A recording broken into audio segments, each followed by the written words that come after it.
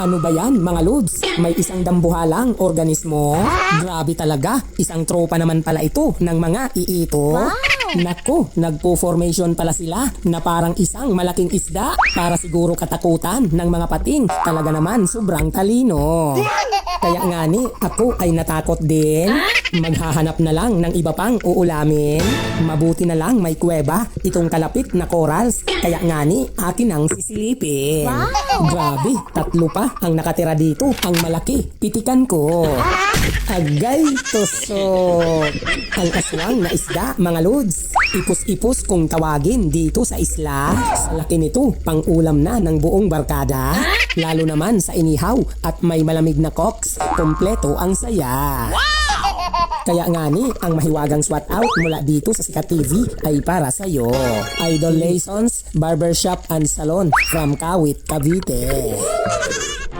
Naku, may kuweba na naman mga lods. Sa ilalim nitong malaking bato, panoorin nyo dahil dahan-dahan papasukin ko. Grabe, malaking goatfish pa nga ang nakatira dito. Agay, tusok. Ang tunay na sariwa mga lods na pangpaksiw. May libreng pang-ulam talaga sa kabila ng mga tanawin na nakakaaliw. Pansinin nyo naman mga lods, dahil medyo may kalaliman ang spot natin ngayon. Ayan na, may corals agad na bumungad. Magandang pagkakataon. Kasi naman, ang mga masasarap na pang-ulam dito na mamahay at nagmo-multiplication. Kaya nga ni, pag-ibayuhin ko pa ang pagmamasid para naman masulit ngayon ang sisid. Grabe, nandito na nga ang sarap ng pahiga-higa. Tumbukin ko na bago pa makahalata sa gilid. Agay, tusok. Ang tangtinola, mga lods, malaking danggit. Kunting ingat lang dahil pag nakatinik, talagang masakit.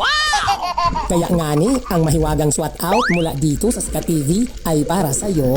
Idol Regina Kilitar from Calbayog City. Nasa harap naman natin ngayon mga lods, ang mahiwagang kuweba. Sana mayroon akong matagpuan dito na maganda. Ayan, may naninilaw, tunay na marasa. Agay, tusok. Ang malapad na kulamperos, mga lods, masarap sa paksiw dahil mataba. Alam nyo ba, punong-puno ito ng vitamina na nakakabata. Lapitan naman natin ngayon mga lods, itong napakalaking manunggol. At ang sabi sa libro ng kahiwagaan, dito raw nangingitlog ang malalaking pating na bungol. Nakakatakot lang, baka bigla sa akin ngayon dito may manghabol. Ang galing naman, nandito pala naglulungga ang malaking pakol. Paborito pa naman ito ni Angkol. Agay, tusok.